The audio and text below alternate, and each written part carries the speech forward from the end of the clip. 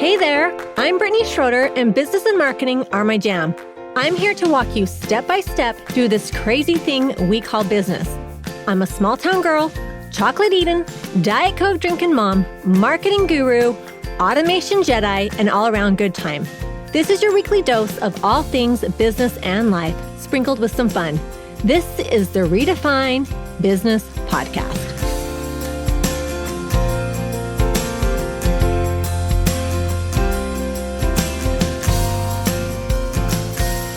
Okay, welcome to another episode of Redefined Business Podcast. I am so excited for my guest today. I pretend like I work for the same company, and so I feel like we're colleagues, but I don't. But I want to welcome Dawn Richardson. She is the education specialist at Flodesk. Welcome, Dawn, to the podcast. Hi, Brittany. So happy to be here. Thank you. And you know what? I'm okay. You want to be my colleague? Yes. Let's do it. Okay, love.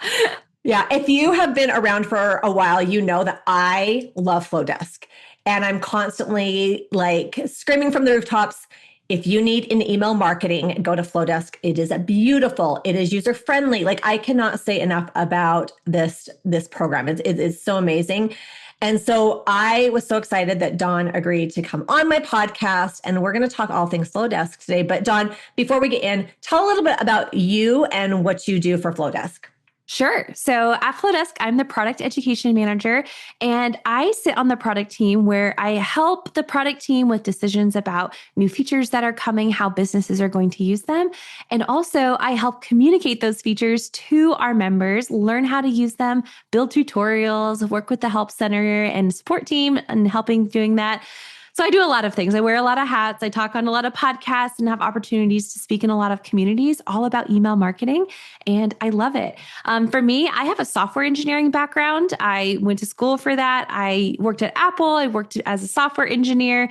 And then I picked up a camera and became a business owner. I think like many photographers have, we end up with a camera in our hands and we're like, hey, can we do this? But I moved on to be my own boss. I was a wedding photographer in Texas for about 8 years, pivoted into helping other photographers and creatives learn how to use technology because that was my favorite thing. And that evolved to this role here at Flodesk. But for me and both of my businesses, I've used Flodesk since the day it launched. It's been a huge part of my business and helped me make multi-six figures in both of them. So very thankful to be part of the Flodesk team, but also excited to share my own experiences as a business owner using email marketing. Yeah, I love it. And we kind of have the same, we both did photography, and before we hit record, we were talking about just aesthetics and professionalism and just beautiful templates and how powerful imagery is. And just, I told her, I said, oh, I fell in love with Flodesk. I had MailChimp at one point. Flodesk came out and I had to jump on it. I was like, oh my gosh, these are beautiful. So one of the things that we decided that would be important to talk about, and I got some little education before I hit record as well, but we talked about deliverability, meaning how, making sure that your emails are delivered and where they go. Dawn, can you talk to us a little bit about this? Sure. So before we dive into what we can do to improve our deliverability as senders, I want to take a minute and take a step back and talk about it from the perspective of the inbox providers. And when I say that, I'm talking about Google, Yahoo, iCloud, Outlook, all of those providers. We live in a world right now where spoofing and spam and people pretending to be other people is rampant.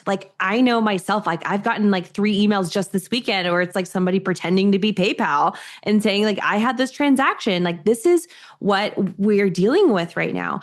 And these platforms are in the business of protecting their users. Okay. So they are constantly evolving their algorithm to catch things like those bad actors. Okay. This is really important to them. They don't want you to lose money. They don't want you to have your identity stolen. They don't want all these things. So they are constantly evolving and adapting, which is why something that might have worked for you a year ago might not be working for you now. Okay. It's not your platform you're sending from. It's the algorithm that's evolving. It's things that are changing, and we have to adjust with it so we don't get caught in those spam traps.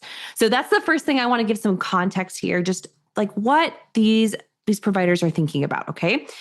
So when it comes to deliverability, we see shifts happen, okay? And typically, if I'm looking at it from a high level, Google tends to make some shifts first, and then the other ones tend to follow. Google is one of the largest inbox providers out there. So we see the majority of those inboxes or the majority of that feedback coming from Google first. But even this year, what we're learning is Google is really leaning in to prioritizing people who are sending to subscribers that are engaged. If you are somebody that is constantly sending to subscribers that have never opened your email, Google's going to recognize that. Okay. So think of it this way, like, okay, maybe you send an email to 1,000 people and only 100 of them open it. Well, Google recognizes that. And they said, well, only 100 people wanted that email. It must not be very valuable if only 10% of people wanted it. But if you instead only send the email to the people who do open your emails and send it just to those 100, and then 100%, 90% open those emails because you're sending to engaged subscribers. Well, Google goes, oh my gosh, well, everybody wanted to see this email. It must be important. I'm going to put you in a folder that gets it in front of people. I'm going to not put you in the spam folder. I'm going to make sure your message is delivered. And if you lean into those good habits, we see some incredible results. We had an email sent out, 60,000 people, 80% open rate. And guys, for context, the industry average for an open rate is like 25%. Okay. So 80 is unheard of. But when you lean into these practices, we're seeing our members actually get that kind of result. And it's really powerful. But if you continue to send emails to people who don't open your emails, Google doesn't think that people want your emails. So guess what? You're going to end up in the spam folder. You're going to end up in folders that are, in the back of the filing cabinet. And even in some cases, if you continue to do that, Google, these other platforms are just going to start to block you altogether. And that's happened. It happens. And when it happens, it's not fun to fix. Sometimes that requires a whole new domain setup and it's not a great experience, but it can happen. So it's really important that members are leaning into sending to engaged subscribers. Clean your list, get rid of the people that are not serving you anymore. It is not worth keeping them. Yeah. And that's what I was going to say. I was going to say, make sure you're cleaning your list, meaning you're going in on a regular basis and you're seeing, Kate, this person, I don't know what your rule of thumb is, Dawn. For me, if people have not engaged or opened an email in the last year, then I just remove them from my list because I'm like, okay. I've heard some people say that they email people and say, hey, I'm doing some cleaning of my email list. Do you want me to remove you? I haven't, you can send like a personal email and do that. Mm-hmm. I personally don't have the time to do that, but but you can remove people from your list. So that just goes to show, I think I learned that the hard way because when I first started my email, I just took all my contacts from my Gmail and added them there. And I learned very quickly, no, that isn't the way to do it. My daughter's second grade teacher really doesn't care about running a business, right? So it's really important that you have a clean list and it's people who want to read your emails. Right. That also leans into consent, and that's becoming more and more important, especially as different regulations come down. We're in a state where if you just find a list or like you said, oh, I have a list of contacts, you can't just upload them to a marketing platform and say we're good to go. Okay. Same if you are at a expo of some type, or if you get a list from somebody else, unless they explicitly consented to be in your marketing list, you don't want to have those subscribers. So then we see that across the board. Sometimes different industries have different deliverability problems because, for example, a realtor might be more inclined to buy a list from somebody, right? There's different industries that have those things, but we are in this state where that engaged subscriber is so important, and you're not going to get those engaged subscribers from somebody on a purchase list or a list that wasn't yours or a list that you don't have that consent from. So really, really important to make sure that the people that are on that list truly want to be there and have explicitly said that they want to be there too. So this brings up a question for me. Is it legal to buy a list? Because I get emails sometimes and I'm like, okay, I did not subscribe to this. Did somebody buy a list? But how does that work? When people ask me, I always say it's not a good idea because even if they are your ideal client, they don't recognize you. There's not going to be a connection there. They more than likely won't engage. But what is the legal Yeah. part of So that? I can't give legal advice here. So take this with a grain of salt. But don't do it. Yeah, that's what I tell people. Don't purchase the list. The regulations really differ depending on location. Some countries Okay. are more strict than others. Even some states are more strict than others.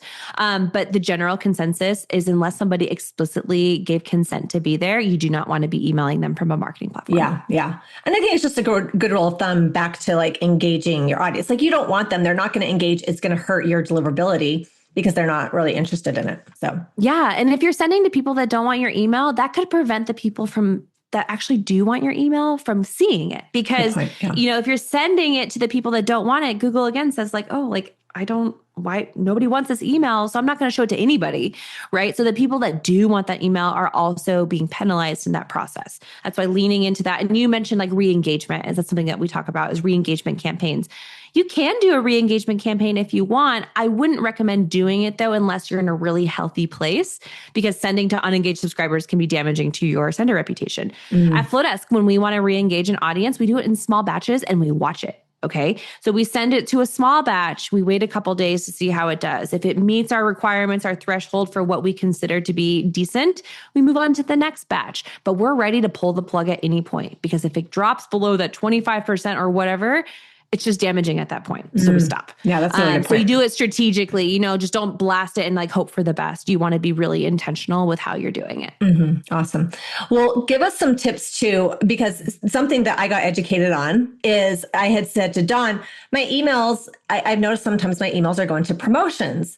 And she educated me and said, Kate, yeah, that's where they're supposed to go. You're a business. So going in the promotions folder, if you use Gmail, is not a bad thing. That's where they are supposed to go. So can you talk a little bit about that?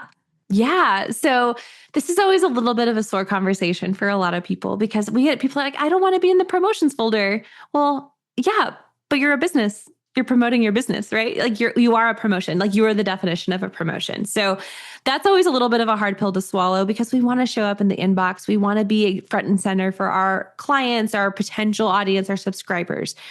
But there's a couple of viewpoints here. Now, one, that just because you are a business doesn't mean you're always going to end up in the promotions folder. Okay. And this is also different depending on what platform we're talking about. The promotions folder is different for iCloud versus Gmail versus Yahoo and so on. So what's happening in one platform might not be happening in another platform. But it's not like a box that we can check. There's nothing on the back end of Flodesk that we can be like, make sure that this goes to the inbox and not the promotions folder. Like that's not something that we have control over, or anybody has control over. So if you are somebody that is sending to a really engaged audience, you are more likely to end up in the inbox versus the promotions folder. Like I have people in my inbox all the time that send from Flodesk because I'm constantly engaging with their emails. I open them every time. I click on them every time. The algorithm learns that. It learns to trust that person. It knows that I want to engage with that person. Okay. But if you're sending to somebody that maybe opens your email sometimes and they don't engage with it, you can't expect your placement to change, right? You want to make sure you're sending valuable content that's valuable to that person so they want to engage with it. But the promotions folder, my friend Shannon from the email club, she talks about this a lot. Like the promotions folder is a good place to be, because that's like where I go to shop, right? If I'm ready to go shopping, like I'm going to my promotions folder. If I go there, I'm ready to spend money. So if you're a business and you're trying to market a product, that might be a really good place for you to be as well. Also, it's important to remember that the promotions folder is not the spam folder. Okay, those are two very different things here. So the spam folder is that junk folder. People don't see it. It's, not the place to be. Where promotions, again, is considered a positive landing. Like that's a good place to land in your inbox. Let's talk a little bit about like the spam folder. Because we kind of talked a little bit about that you are working with like Gmail and Yahoo and all these different, these different free email providers. And it's about the experience, the client experience. And so, they have these spam filters because they want it to be a good experience for them. So tell us, and I know it's probably like anything, it's constantly changing, but what are some big ones of ways to stay out of the spam folder? What are things that you can avoid so that you stay out of the spam folder? Sure. So one thing I want to like talk about before we jump into like specifics is, again, the spam filter might look different for every person you're sending to, right? Like you might get an email in the inbox where I end up with a spam because of how I've engaged with it in the past. Like, have you sent me emails that I've ignored? Have I marked you as spam? Like different things like that. So there's a lot of things to take into consideration. This is not a one size fits all, like it's going to work every time. But there's a couple of big things, right? The first and foremost thing with email marketing is sending relevant content to somebody.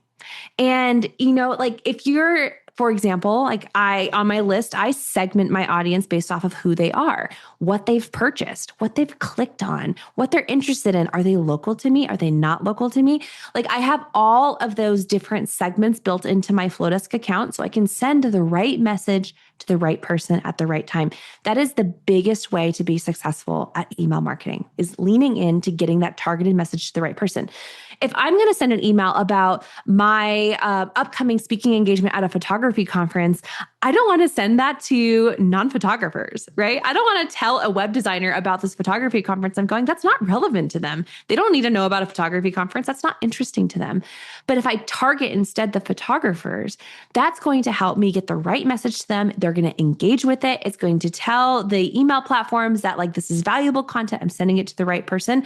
That's going to be the first like great flag that like, okay, like we need to keep you out of the spam folder. This is relevant content. It's not spammy. Two, this one actually should have been number one, but I'm going to bring it up here anyway. Make sure you're sending from a custom domain that's authenticated. Okay. If you are a business, if you are running your business, it's really important that you're not using an @gmail.com address or at Yahoo or at iCloud. Okay. Those are free emails. These spammers, the people that are doing malicious things, they are always sending from free platforms because they do not want to pay for those things, right? Like, so that's like the first line of defense. Make sure you're sending from an email address that ends in your domain name, at techsavvycreative.com, at donelizabethstudios.com. You want to have that email address. Once you have that email address, you can authenticate it. There's weird record things called DKIM, SPF records, DMARC records. You might see them pop up. You just go into your email provider and they'll walk you through how to get that set up. But that gives the green light to these inboxes that you are who you say you are, you're legitimate, and you've done all of the things and checked all of the boxes. So you want to make sure you're doing that as well.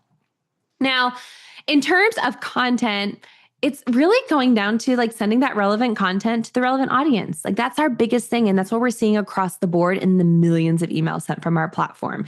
Things that we don't see as much anymore are issues with images and text ratios, right? We obviously want these emails to be accessible. And that's why it's so important that whenever you're using a layout block or any block that's not text, that you're using alt text. So it allows screen readers to be able to read it, accessibility tools to be able to read it. That's really important for usability. But when it comes to even Google's regulations, if you go in their documentation, you say like, what is impacting sender reputation these days? They no longer talk about image to text ratios. If you look at these big brands, these big businesses, Anthropologie, Starbucks, nobody's sending a plain text email. They're sending these really beautifully branded emails, sometimes that are all images. Right. And they're, if these big brands are using this type of marketing, it's working for them. They're not going to invest money in stuff that's not working for them, right? And that's like the cool thing about Flodesk. And for me, that was like why I like leaned into email marketing as soon as I found Flodesk, was because I was able to show up in the inbox in a way that I was really proud of for my businesses. I was able to create something beautiful, something that stood out from the others and gave this very professional impression on anybody reading it. They felt like, sometimes as small business owners, we feel like frazzled and not so put together and you're wearing all of the hats, but I could show up in a way that made me really proud of what I was doing and the work that I was doing. And as a result, I built trust with my subscribers. I built relationships. My business skyrocketed because I was able to reach them in a way that I wasn't able to reach them on social media and on other platforms. So it all comes down to sending the right content to the right person, sending them to the targeted audience, and making sure you're sending it from an authenticated domain. Those are my big ones right now. Yeah, I love it. One of the things that I wanted to bring up too is a lot of times we, especially me, I'm a business coach and I help people with a lot in their business, and they have different programs like Kajabi or like Wix or like Shopify, and they have these built-in email marketing built in.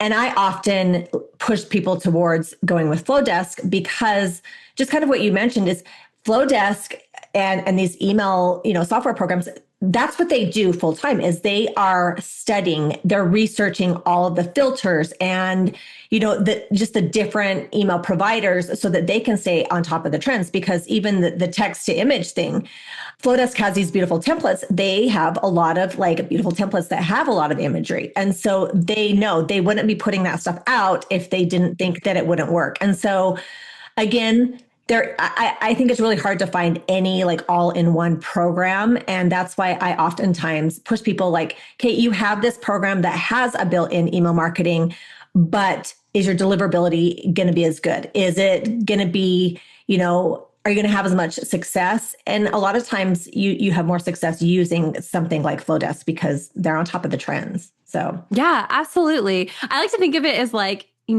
if you want the best Mexican food in town, I live in San Antonio, so there's Mexican food everywhere. I'm not going to go to an all-in-one buffet to find it, right? I want to go to the best place, the hole-in-the-wall restaurant that has the line out the door. That is a specialized place. And that's a way to think about your tools too, right? There are some platforms that are more all-in-one, and some of them are just great. I think all the tools that you mentioned are really great and powerhouse tools. To me, it always comes down to you have to use the tool that you'll actually use. Okay. If you're not going to use it, if it doesn't click with you, it's not the right tool. So whether that's Flodesk or it's a different one, you have to be the deciding factor in that. But like you said, keep in mind that when you have a tool like us who are we're, laser focused on email marketing and helping our small business owners build that part of their business, that's all we're thinking about. We're constantly evaluating deliverability. We are constantly evaluating trends. For example, Yahoo just changed their inbox storage limits and dropped it from a terabyte to 20 gigabytes. So guess what? A ton of Yahoo addresses are bouncing because everybody's inbox is suddenly full. That's the stuff that we're watching. That's the stuff that we're paying attention to. We're trying to evolve our tool to evolve to these things. And some of these all-in-one tools might not necessarily have the resources to put that much effort into that piece of the puzzle. And so again, if it's something that's working for you, then wonderful. Please continue to use whatever you'll use. And if it's working for you, but also I think there's a lot of power in leaning into a tool that specializes. And I always referred to my systems as a toolbox, right? It's a box of different tools. I'm not going to use my hammer to try to unscrew this nail here. And that's the same with my business. I'm not going to try to use this all-in-one gallery delivery system to try to be my email marketing system at the same time. I want to lean into things that are really good. And if that makes my investment more worthwhile too, right? I, have Flodesk here and I have my gallery here and I have my CRM here. And you can make them talk to each other. Some tools use Zapier. Here at Flodesk, we are constantly building new integrations. Wix was one of them. You mentioned one of them. We just released Wix last week. So we're building these integrations that allow these tools to talk to each other really seamlessly. So it allows you to lean into those specialized tools, but also remove any of the manual transfer between them. Oh, I love that. Yeah. Awesome. Well, this has been so informative and so good. And Flodesk just announced that they have had, I guess, an intro pricing for a while. And this intro pricing is going to end on Black Friday. So I will put my coupon code in the show notes so you can join for 50% off for the first year. But you want to lock into this pricing because it is going to go up after Black Friday. So I will put that in there. Dawn, I like to end all my podcasts with asking my guests two questions. The first one is, what is a pet peeve of yours? Current pet peeve is the fact that I do not have a microwave in my house. That makes it really difficult. That's brutal. I'm really excited today because we actually get our new one delivered, but it's been not so fun. So my biggest pet peeve lately is just not feeling prepared on the meal side of life. That's the worst. And you don't realize how much you use it until you don't have it. Oh my gosh, exactly. Because mine broke a few years ago and I was like, do we really use the microwave this much? Wow, we really do. We really do. Trying to make hot dogs in the air fryer, it's fine. We're good. You're resourceful. Awesome. Okay. What is a simple pleasure? right now. So it's hot in Texas, not as hot this summer, but it's been hot. But we have been spending a ton of time in our backyard, especially in the mornings. I do work from home. I got myself a lovely umbrella for my table, and I spend probably the first 4 hours of my day sitting outside, just being in some sunshine and some fresh air. And that has just been so great for everything. I do not miss Texas summers, but I do miss Texas the rest of the 9 months of the year where it is pretty dreamy. So, yes. Well, thank you so much, Dawn, for coming on. And it's been so informative. Thank you so much. Thank you for having me. Let's not stop the party here. Head on over to my Instagram or Facebook group, Redefine Your Business, and let me know your thoughts about today's show. I will see you again, same time, same place, next week.